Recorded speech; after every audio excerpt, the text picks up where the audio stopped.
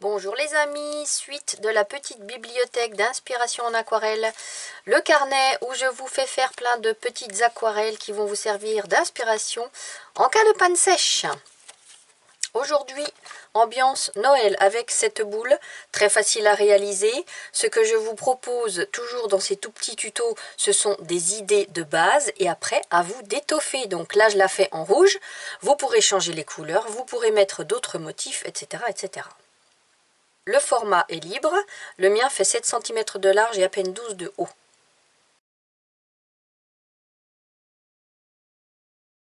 Dans un premier temps, je vais tracer le cercle et pour ceci...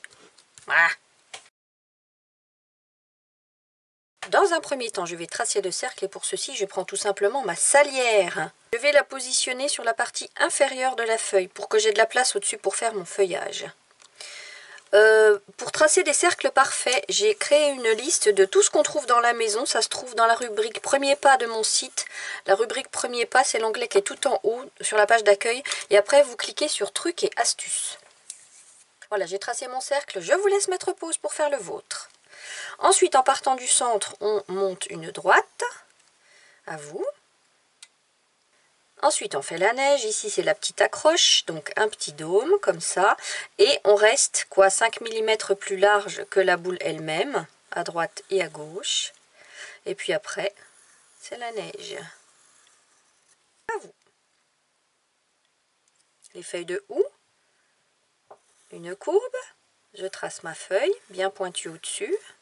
Enfin, au bout. Ici, une autre. Oh, bah non, bah voilà le chat. Mais non, mais... Oh, il faut pas te gêner, hein, Minette. Allez. Descends, s'il te plaît. Non, non, non, je travaille. Allez, descends. Pardon pour ce petit intermède. Alors, on continue. Hop, hop, hop, hop, hop, hop. À vous. Et après, les branches de sapin, on les fera directement à la peinture. Maintenant, je vous invite à prendre votre crayon à encre indélébile. Enfin, c'est un feutre pointe fine. Pointe 0.1.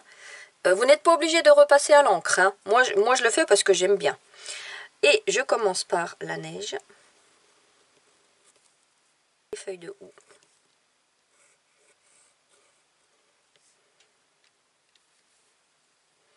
Ensuite, à main levée, je repasse la boule. Voilà, j'ai terminé cette partie-là, je vous laisse mettre pause. Et maintenant, on va faire juste la petite chaîne avec des ronds qui s'entrecroisent en suivant ma ligne.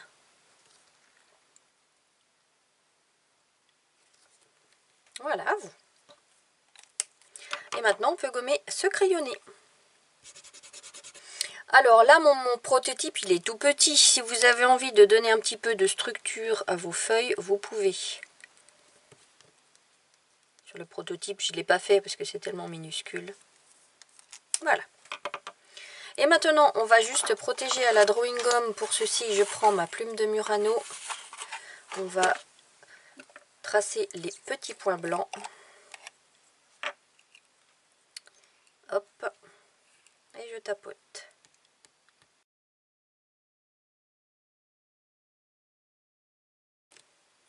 J'ai fixé ma feuille à son support avec mes petites pinces. Les couleurs que je vais utiliser. Nous commençons avec le jaune 211 de chez White Nights. C'est un jaune tout court. Qu'il soit clair ou foncé, peu importe. Hein. C'est vous qui choisissez en fonction de l'effet que vous voulez avoir sur vos feuilles de houx. Vert clair. Ici, c'est le vert de vessie 361 de chez Blox. Ça peut aussi être le vert anglais 805 de chez Sennelier. Un vert foncé. Vert tout court 725 White Nights. De bleu. Le 512 bleu du ciel White Nights, c'est un bleu clair assez pâle. Et un bleu foncé, c'est le bleu azuré 519 White Nights. Je vous montrerai tout sur mon nuancier après. De rouge, le rouge clair 336 White Nights et le rouge bordeaux 325 White Nights. Donc un rouge clair, un rouge foncé. Et comme gris, j'utilise l'indigo de chez Daniel Smith sans numéro. Le vert de vessie est ici. Le vert foncé est là. Et le vert anglais de chez Sennelier, il est là. Donc vous voyez, ils sont presque identiques tous les deux. Le bleu du ciel, le bleu azuré, l'indigo, le rouge clair, le rouge bordeaux. Je vous laisse mettre pause pour préparer vos couleurs. On va commencer par travailler l'ombre de la neige. On décide que la lumière vient comme ça du dessus à droite, donc les ombres seront à gauche et en bas. On va utiliser nos deux bleus, le bleu clair et le bleu foncé. Mon pot d'eau se trouve à droite de la caméra. Lorsque ma main sortira de la caméra, c'est que j'irai chercher de l'eau. Je prends mon pinceau Kolinsky pour mouiller toute cette surface-là, plus à gauche que à droite. Parce qu'à droite, je ne vais pas mettre beaucoup de bleu, puisque la lumière sera là. Et vous voyez que quand je mouille, je ne mouille pas en suivant bien les bords, je laisse 1 mm. Ça me permet de gagner du temps. C'est quand on applique la couleur qu'on suit bien les bords. Maintenant, je prends mon pinceau Léonard, numéro 4, mon bleu du ciel.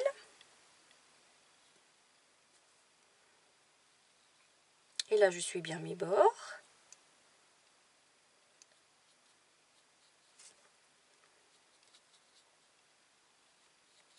Ombre propre sur la gauche.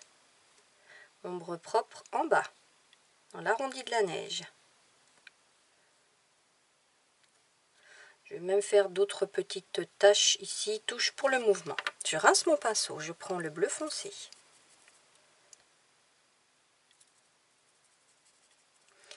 Et je rajoute une petite ombre sur la gauche pour éviter que cette ombre ne soit trop plate. Comme je vous dis toujours, hein, une aquarelle avec une seule couleur, sauf si on décide de faire un monochrome avec différentes dissolutions dans l'eau.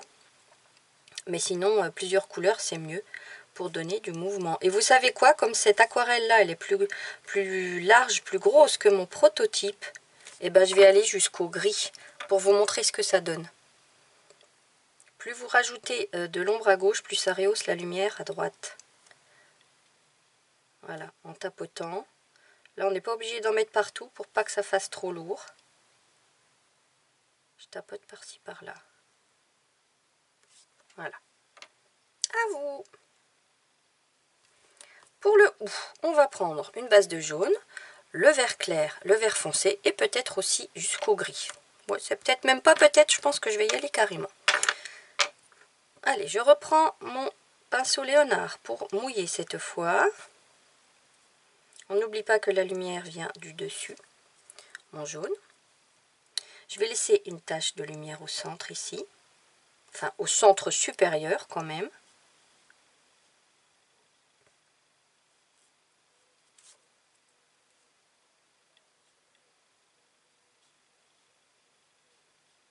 Hop, je rince mon pinceau, vert clair.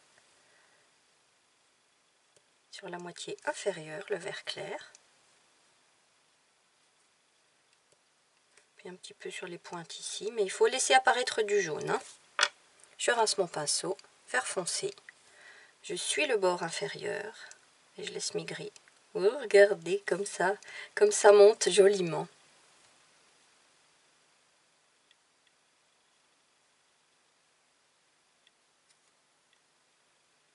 Hop, je rince mon pinceau, je vais chercher le gris, l'indigo, et j'en mets juste à la base.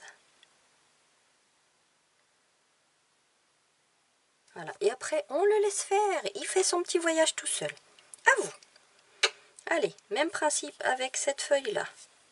Le jaune, une tache de lumière sur le dessus, tout le reste je remplis.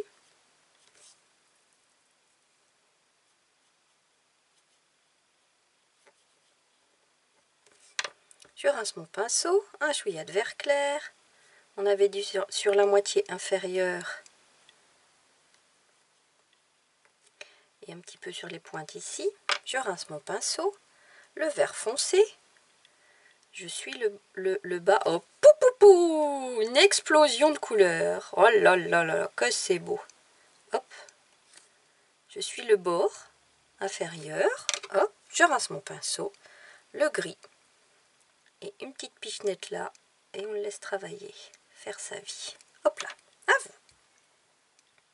Maintenant pour les branches de sapin, je prends mon vert foncé, et puis j'y vais directement. Hop.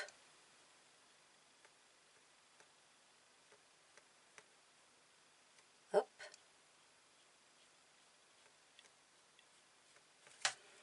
À vous. Je remouille mon pinceau, et vous en faites autant que vous voulez, et où vous voulez. Alors là, je vais déclipser pour pouvoir avoir de l'aisance dans le mouvement. Moi, ça me rassure, ça m'arrange que ce soit dans ce sens-là. Donc, vous bougez votre feuille, si nécessaire. Hop. Et puis, je vais en refaire une ici. Je remouille mon pinceau, je retourne chercher de la couleur. Elle est un peu plus épaisse, celle-là. Je l'ai fait un peu trop épaisse, je crois bien. Ouais.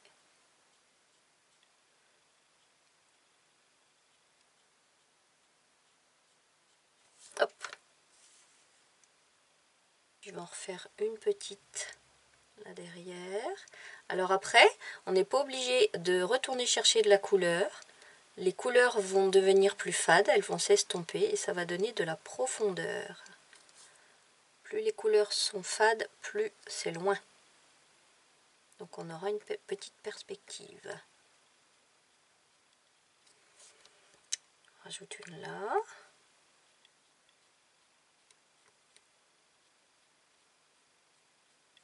Voilà. Puis une là. Tant que vous voulez en fait.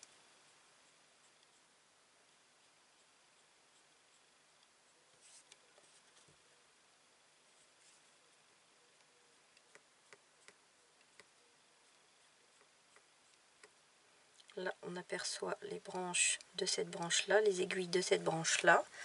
Voilà, je vais m'arrêter là. À vous. Et maintenant pour le rouge, je prends mes deux rouges, plus le bleu foncé et le gris. Je reprends mon pinceau Kolinsky pour mouiller l'ensemble. Comme la séquence est un peu plus large, je ne mouille pas avec mon pinceau Léonard. Et avec ce pinceau-là, je m'assure d'avoir assez d'eau qui tiendra assez longtemps. Hop, là je prends le pinceau Léonard, je prends le rouge clair. La lumière vient du dessus, néanmoins, parce que ça fait joli, je vais laisser une tache de lumière sur le bas. C'est pas cohérent, c'est joli. Tout le reste je peins. Laisser une tache de lumière, ça donne du volume. Hein. Quand vous travaillez vos ombres à gauche, lumière à droite, forcément ça vous donne du volume.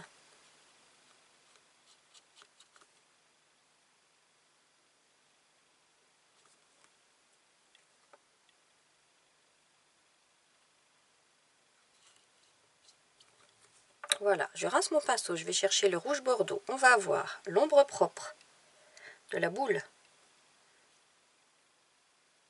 Comme on avait notre ombre dans le bleu, on continue l'ombre sur la boule à gauche aussi, ainsi que sur le bas.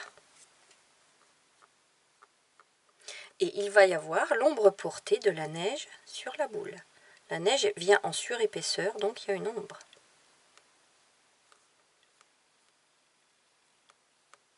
Là. Maintenant, si vous avez envie de prendre un peu de bleu pour renforcer un petit peu cette ombre propre,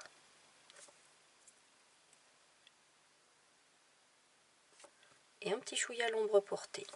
C'est optionnel, vous testez et vous voyez ce qui vous convient. Et si on allait jusqu'au gris, ça serait encore plus intense. Et là, forcément, on commence à avoir des tons violacés, c'est joli.